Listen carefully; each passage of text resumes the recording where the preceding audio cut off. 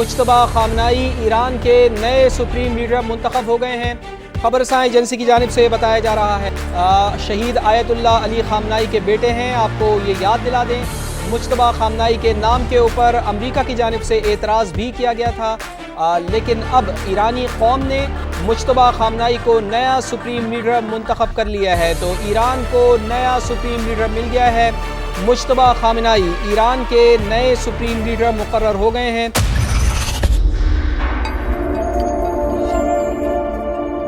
बिस्मिल्लाहिर्रहमानिर्रहीम। अस्सलाम वालेकुम दोस्तों, आज रात मशरिक़ वुस्ता में एक ऐसा मंजर देखने को मिल रहा है जिसने पूरी दुनिया को हिला कर रख दिया है। ईरान ने एक बार फिर अपने मिसाइल प्रोग्राम की ताकत दुनिया को दिखा दी है। और दोस्तों, ताज़ा तरीन इतलात के मुताबिक ईरान ने अपने जदीद तरीन मिसाइलों की एक नई खेप मिसाइल में उतारी है। उन मिसाइलों में कदीर, अम्माद और खैबर शिकन जैसे ख़तरनाक मिसाइल शामिल है। बताया जा रहा है कि ये मिसाइल सीधे इसराइल के अहम इलाकों, ख़ास तौर पर तल अबीब और हाइफा की सिमत भेजे जाएंगे। ईरानी ज़राए का दावा है कि ये कार्रवाई दरअसल कल रात इसराइल और अमेरिका की तरफ से ईरान के कई ऑयल डिपो और अहम तंसीबात को निशाना बनाया गया था, जिसके बाद तेहरान में जगह जगह आग के बड़े बड़े शोले आसमान तक बुलंद होते दिखाई दिए। आज उसी हमले का बदला लेने के लिए ईरान ने ऑपरेशन ट्रू प्रॉमिस 4 की 28वीं वेव यानी 28वीं लहर का आगाज़ किया है। ईरान के पासदारान इनकलाब यानी IRGC के मुताबिक इस बार जो मिसाइल फायर किए गए हैं उनमें से कुछ के वारहेड 750 किलोग्राम से लेकर 1 टन तक के हैं। सिर्फ यही नहीं, इन मिसाइलों में मल्टी पावर वारहेड टेक्नोलॉजी भी इस्तेमाल की गई है। इसका मतलब क्या है? इसका मतलब ये है कि एक मिसाइल जब फ़ज़ा में जाता है तो वो कई हिस्सों में तकसीम हो जाता है और फिर सैकड़ों छोटे छोटे बमों और वारहेड ज़मीन की तरफ गिरते हैं। ये वही टेक्नोलॉजी है जिसे आम ज़बान में क्लस्टर बम कहा जाता है, और यही वो चीज़ है जिसने इसराइल के दिफाई निज़ाम को शदीद मुश्किल में डाल दिया है।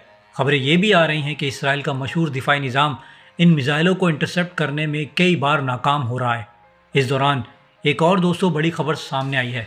अमेरिका और इसराइल ने ईरान के कई इलाके जैसे तबरज़ और खुर्स्तान में भी हमले शुरू कर दिए हैं। यानी दोस्तों, जंग अब एक ख़तरनाक मरहले में दाखिल हो चुकी है। लेकिन कहानी यहाँ ख़त्म नहीं होती। एक और हैरान कुन इंकशाफ सामने आया है। इत्तलात के मुताबिक अमेरिका अब समंदर के अंदर मौजूद एक ईरानी जजीरे पर नज़र रखे हुए है। ये जजीरा तकरीबन 25 से 30 किलोमीटर के इलाके पर फैला हुआ है और ख़लीज में इसकी बहुत अहम स्ट्रेटजिक पोजीशन है। कहा जा रहा है कि कल इसराइल और अमेरिका ने इस जजीरे के करीब हमला करके तकरीबन 30 देहात के पानी की सप्लाई को भी मुतासर किया था।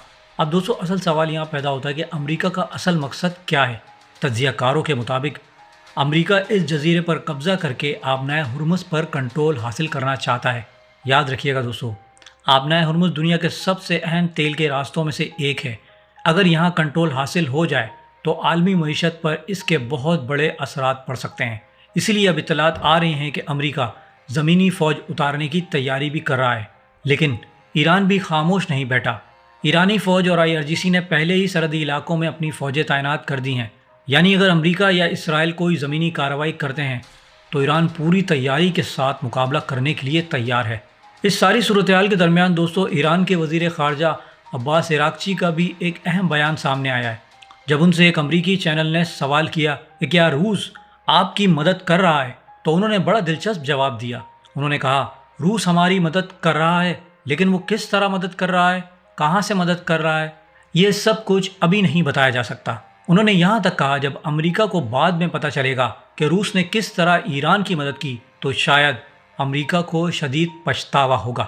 और दोस्तों, इस बयान ने आलमी सियासत में मज़ीद हलचल पैदा कर दी है। दूसरी तरफ दोस्तों, इसराइल के अंदर भी इस टाइम सूरत हाल जो है वो बहुत कशीदा बताई जा रही है। पिछले 8 दिनों से मुसलसल मिसाइल हमले जारी हैं। कई मिसाइल ऐसे हैं जिन्हें इसराइल का दिफाई निज़ाम रोक नहीं सका।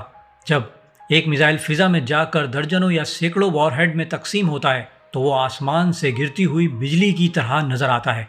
लोगों के मुताबिक ऐसा लगता है जैसे आसमान से आग बरस रही हो। इसराइल के कई इलाकों में खौफ व हिरास फैल चुका है और लोग पनागाहों में जाने पर मजबूर हो चुके हैं। दूसरी तरफ दोस्तों, तेहरान में भी तबाही के मनाजिर देखने को मिले हैं। ईरान के ऑयल डिपो पर लगने वाली आग की वजह से पूरा आसमान सुर्ख रंग में तब्दील हो गया था।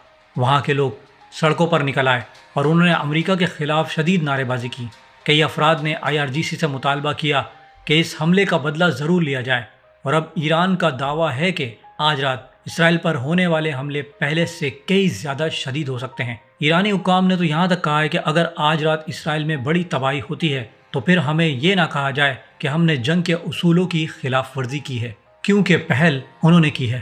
دوستو، یہ جنگ اب ایک ایسے مرحلے میں داخل ہو چکی ہے جہاں ہر گھنٹے میں صورتحال تبدیل ہو رہی ہے۔ آگے کیا ہوگا؟